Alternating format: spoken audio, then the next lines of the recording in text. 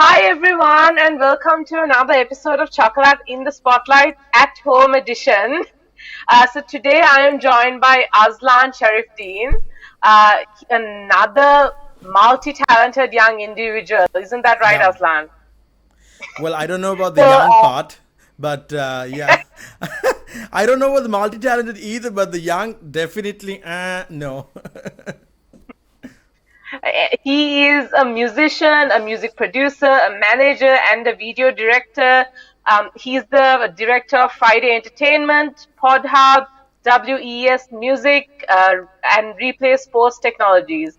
And most recently, Azlan wrote and produced the theme song titled I'm Running with Frederick James Koch for the movie Nightwalk, a Hollywood feature film starring two Academy Award nominees, including Mickey Rourke, who starred in Iron Man 2.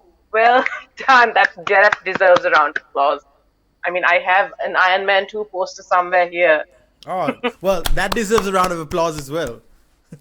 You having the poster. I mean, that is amazing. I just want to give you a big hug and say congratulations, like from A over here. virtual hug, a big virtual hug. There we Virtual go. hug. That is really amazing, man. Okay, so tell us first. Let's start all the way back from the beginning. Tell us a bit about yourself and how you got started. Well, that's a very big question there. I'm going to try to keep this very short before everyone, goes to sleep. So, the thing is, I think my music, I started writing music or writing songs when I was about 8. I'm 37 now. It's not a secret. So that was about 29 years ago. Hell, almost 3 decades ago, if you think about it. I started writing songs back in the day, and then my dad and my mom, used to. They were very supportive. My dad, in particular, was very supportive of me, and so we he with. I mean, but at the same time, my mom, wanted me to sort of have a balanced life, so pursue my education as well, because like how it is in Sri Lanka, right? For most youth, parents are very afraid when the kids go too much into a creative side, especially something like music or film, because of the obviously the probability of success in those industries being very low, and with obviously the rising prices and in Sri Lanka the cost of living, obviously it's fair enough for them to think that. So they did support me though, and they did give me a lot of help. And along the way, I've done a lot of work with various artists, both locally and I've done foreign projects as well.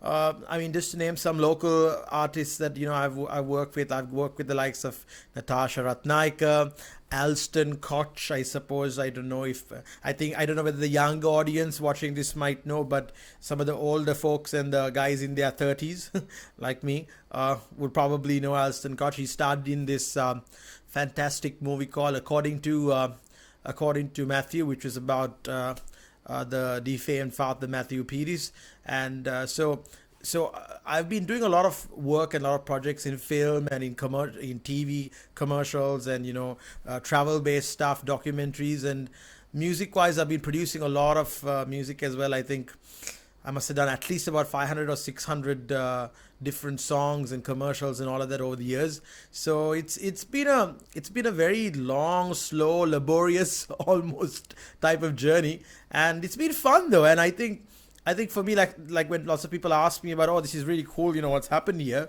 To be honest with you, I don't mean this in any sort of narcissistic or with an ego, but it's kind of like it's just another small step, to be honest with you, because every single little step that I've been taking over the last 28 or 25, 26 years doing this has been, just very gradual steps. So you don't necessarily feel like, oh, so you got a movie, you got a song or 3 songs featured in a Hollywood movie.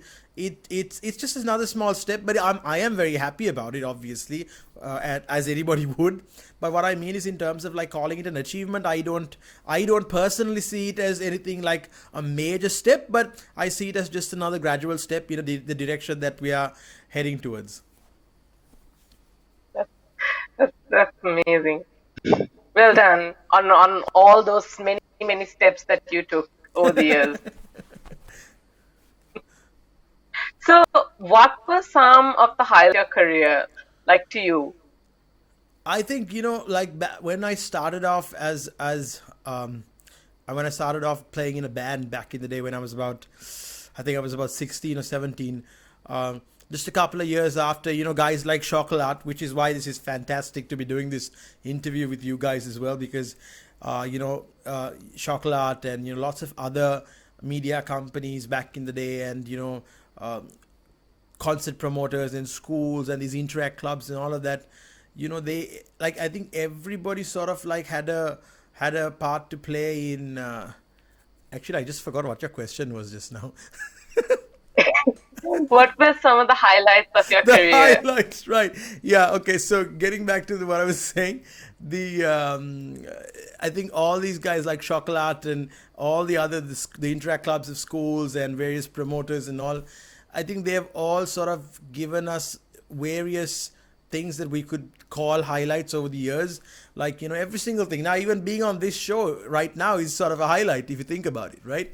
And I mean, we're it's like anything that for me, I don't see anything in particular as being a major highlight. But if you were to say, I would say probably we scored a number 18 album charting on the Australian album charts with Alston Koch, who is basically Frederick James Koch's father. We did a rehashing of his old material in the 1980s. Just to let you know who this guy is. Alston Koch is a guy who has toured with, like, some of the major Australian acts like Air Supply, and he's done like primetime TV, national TV in Australia and UK, and he's performed on Top of the Pops and all these major shows. So we rehashed some of the music that he did in the 80s, and we released an album. Again, I produced the album and I co-wrote some songs with him on that album, and that reached number 18 on the Australian chart back in 2012. I think that was a sort of a pretty good achievement.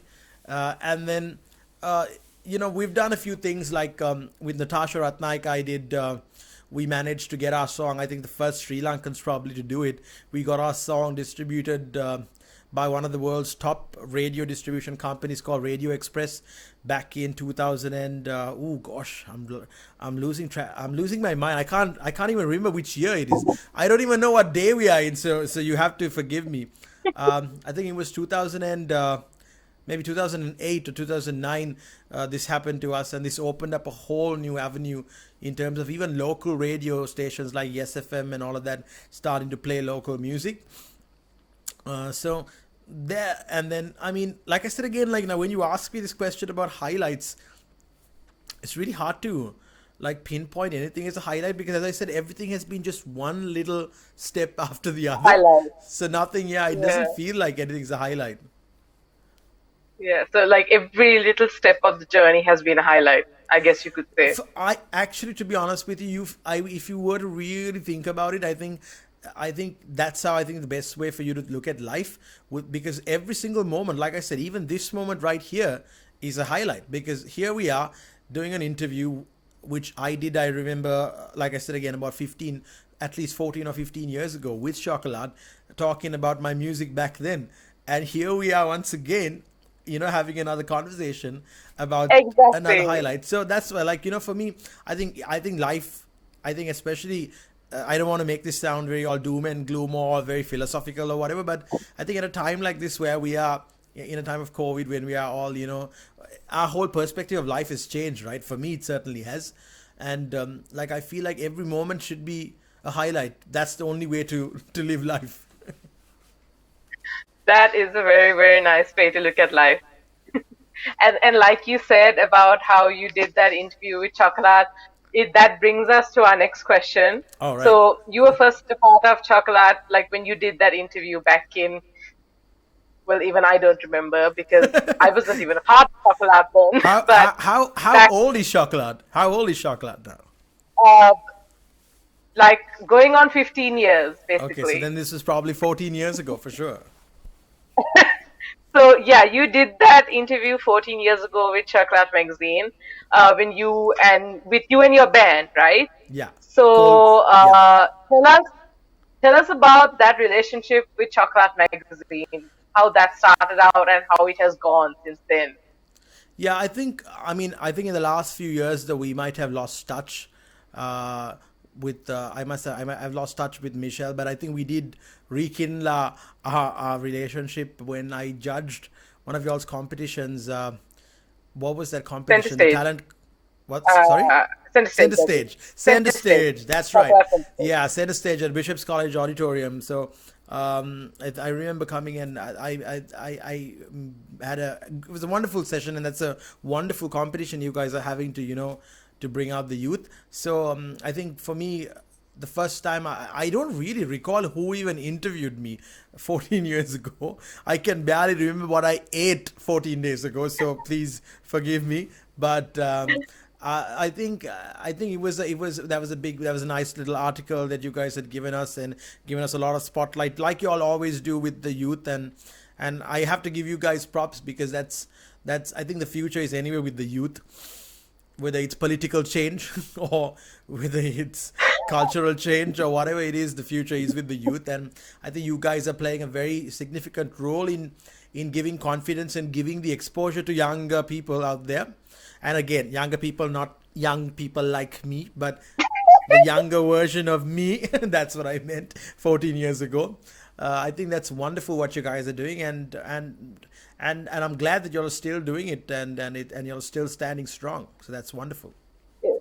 And I think we also we met you again when you came to Pod Hub as Oh well, yes. right? All Yeah. right. Yeah. Yeah, yeah, yeah. Oh, how could I forget that? Of course, yeah. So as you know, PodHub, I founded, I co-founded PodHub with my partner Shaq Riaz Shah Jahan. So yeah, so we met. I think you guys were doing a y'all were we were doing a podcast back then, right? But obviously, I think after with COVID and all of that, everyone has sort of shifted, and our company itself, PodHub as a company, has shifted. It's as diversified into different areas. So I suppose that's why we don't meet as much now.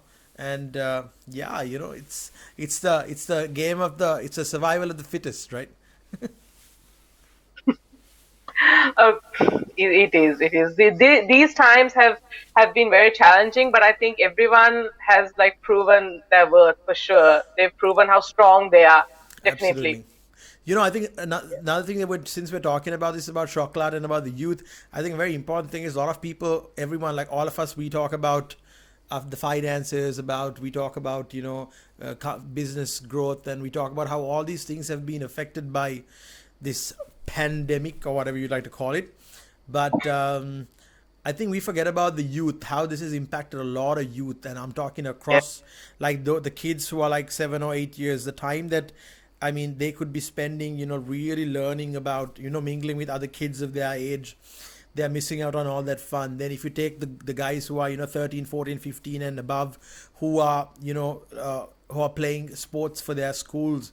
I mean, I was the cricket captain of my school, St. Thomas's Prep and at Lyceum. And, I remember I just can't imagine having to have lost 14, 15 months of, all those experiences Yeah. that you would have gained. I think we can't we're so busy talking about the problems adults are having with this pandemic, that we constantly forget the problems that the youth are having, and how this is probably going to impact them in the long term.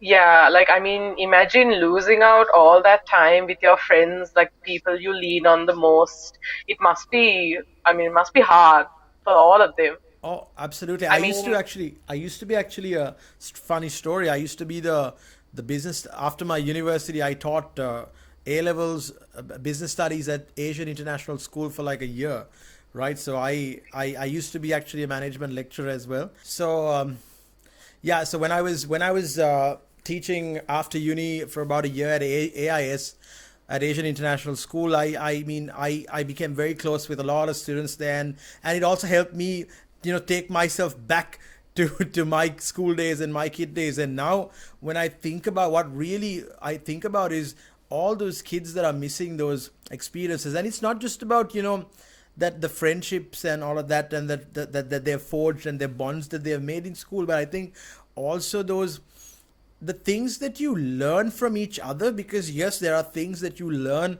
lots of good things you learn from home and from having your siblings or your parents around, but there are certain things that you learn about other cultures from your other Exactly. friends, and learning to respect other people with with different views, because generally, obviously, as kids, unless you're like the total black sheep of the family, your thought processes and your opinions and attitudes and all that are kind of in sync with your parents and the rest of the family. But whereas you learn to sort of understand and accept and appreciate, and also, you know, if you want to get into a discussion about it, to be able to do it with other people, and that very at a very young age, I think that's when you learn to sort of to live in what we call this, you know, world.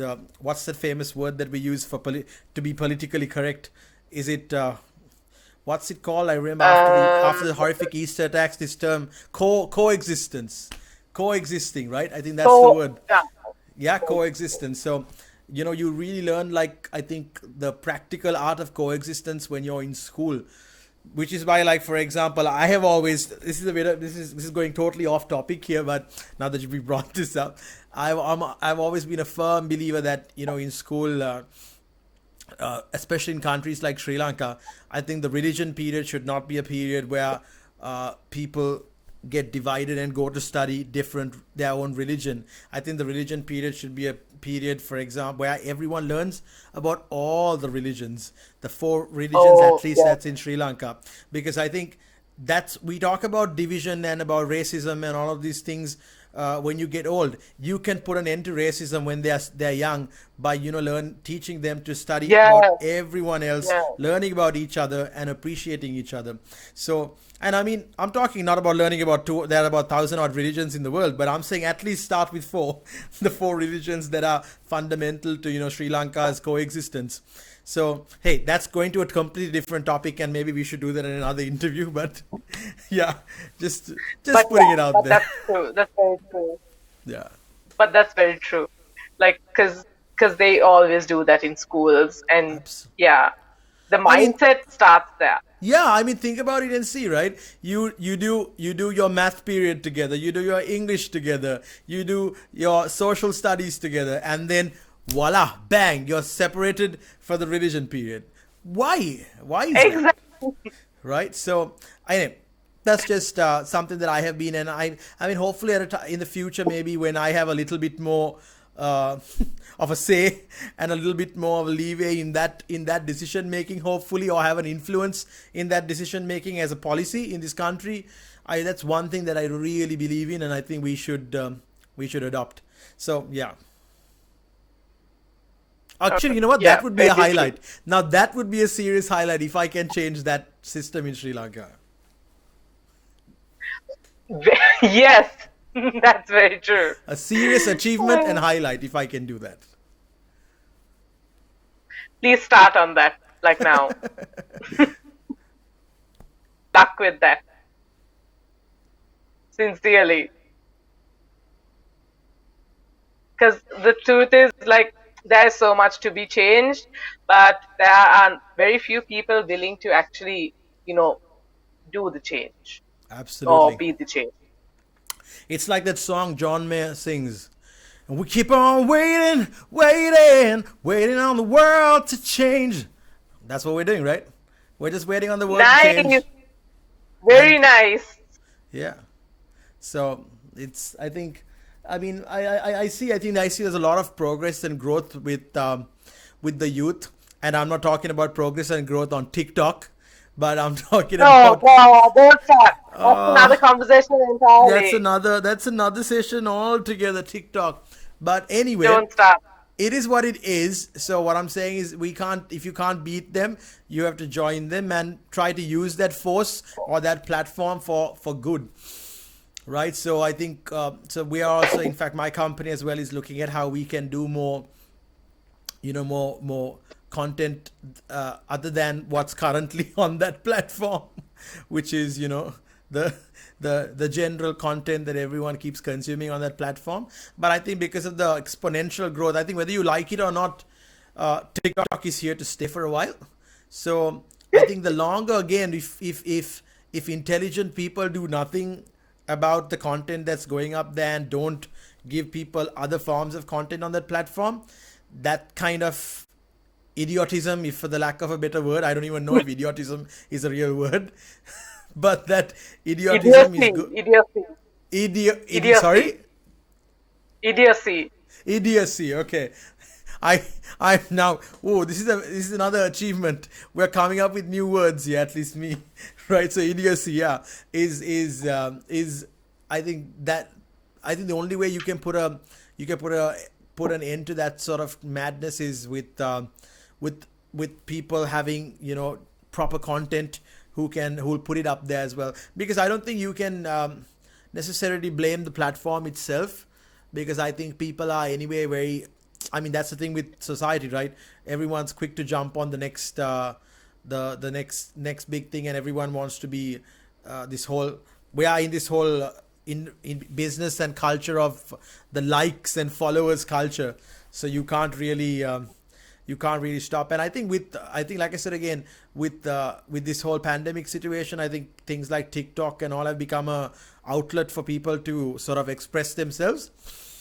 And hopefully once everyone gets out and people don't wear masks anymore, I think hopefully the need for platforms like TikTok will reduce.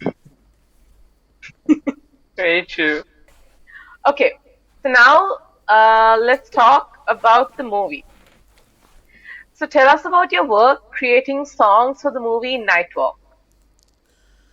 Uh, so the two songs that are in the movie in one scene, which is a scene in the club where the male and female protagonists are sort of bonding in the club. Two of the songs are the songs that I produced on that album in 2012. I told you, with Alston Koch. Those are the two songs that are featured. So they are very old songs. Well, and the third song is the song titled "I'm Running," which is with Alston's son Frederick James Koch, who is also playing a very key role in the movie. And in fact, he's a fantastic actor. He's my brother. He's my friend. He's a super talented dude who graduated from the Sydney School of Arts. Basically, it's the same university that guys like Hugh Jackman, Nicole Kidman have gone to, right? Wow. So he's graduated from there. He's a brilliant actor, and more than his acting or his singing or whatever his musical abilities, he's a brilliant human being, and I think that's what I value the most about him. And I'm so happy that he's involved in this movie as well. So we we wrote the song. I got involved in the project through Alston, because Alston was involved with the producers of the movie. The director is Aziz Tazi, who's Moroccan and American. He has an American connection, I know. And Aziz is a very talented young director as well. Again, when I say young, I don't mean chocolate young, but me young. Okay, right now young. And so Aziz was looking for some music for the movie, and then Alston was involved, and then that's how Alston got me involved, because Alston is like a friend, a mentor, a business partner of mine since 2011 2012. So we've been doing work together for the last 10 years, and we've done a lot of cool work. We've done work for World Environment Day and for so many different projects. So he got me on board, and I was obviously very happy to be part of this thing, because it's the first time for me as well. And we essentially wrote this song. James and I wrote this song using the movie plot as basically the guide for the song. So it's about having this. The song is titled "I'm Running" because the movie's titled "Night Walk." So the movie title doesn't talk about any running, but in the movie they're actually running from many things, running from injustice, running from corruption, and also running towards running to find the truth, and running to find his love that is murdered and lost and whatever. So I don't want to give away too much about the movie, but So it's a interesting movie. It's like Prison Break. It's like Shawshank. I don't know if you watched the movie Shawshank Redemption, but I think the younger guys might know Prison Break. So I'm gonna go with Prison Break. So it's like Shawshank Redemption, Prison Redemption Break meets meets Prison Break. yeah, Shawshank Redemption, Prison Break meets Fugitive, and it's like a combo of different movies, and I think they've done a very good job of it. It started off as an independent project, and now it's distributed by Lionsgate. Lionsgate is, just for those who don't know, Okay. Lionsgate is one of the biggest distributors in the world. So they don't really take every single movie that comes to them. Obviously, there's a strong filtering process, and the movie itself has won a couple of awards in the film festival circuit. The film producers, they gave us a script. Obviously, once we had to look at the script of the movie, we kind of figured out, because when you're writing a song for a film, uh, especially when you know, sometimes you can write a song and then the film producers can pick the song because it seems to fit. But in this case, we knew we were trying to write a song specifically for the film, so therefore it was a lot of taking a lot of that influence. And the song is about love, it's about despair, it's pretty dark. So we kind of went on that same theme even with the song. We kept it a little dark. So yeah, so I think because unlike other situations where you have to write a song, just if you based on what you're feeling right there, and then here we had to write the song for the script of the movie. So it was an interesting experience, a fun experience, and another challenge, and I think we did a decent job of it, and hopefully everyone will get to hear it, and hopefully you guys will share the link as well on your platforms for your followers to have a listen to the song and watch the video.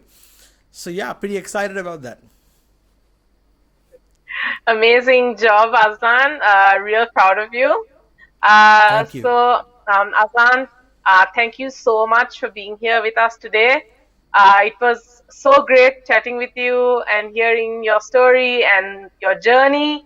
And on behalf of Chocolate Magazine, I think I speak for all of us when I say we are super proud of you. Thank you so Uh, much. to yes, to listen to that inspiring story of how you started to where you are now. It's amazing, really. Thank you so much, and So I'd like to say, first of all, whatever the story is or whatever the achievement is, as you said, none of that would be possible. To be honest with you, I know this is very cliche, but none of that honestly would be possible without friends and my family and my parents and guys like Chocolat and all of you who help to support and give that platform for the youth to flourish and keep believing in themselves, and to keep doing what they like to do. And although, like I've said again, I'm not a person who is who only does music for a living. I do have, as you mentioned earlier in the intro, a lot of other facets. I have to say that I think music is something that brings a lot of joy to me, creating it and also listening to it, and I know it brings a lot of joy to people around the world. So hopefully this project and this success of sort, or this achievement of sort, will inspire some young guys who are watching out there, to start creating things on their own, because you don't need a fancy big $1 million studio or anything like that. What you really need is up here and in here. If you have the heart to do something and you follow through with that with focus, determination, and creativity, I think anything is possible. And I think that's what we need to take out from this. And hey, you guys are celebrating 15 years, you said, so congratulations to that. And once again, thank you so much for thank having you. me on this interview today. Thank you very much, Azlan, and thank you for those inspiring words. So, guys, this was Chocolate in the Spotlight, and this was Azlan Shariffdeen. So, thank you so much, Azlan, and thank you guys for watching.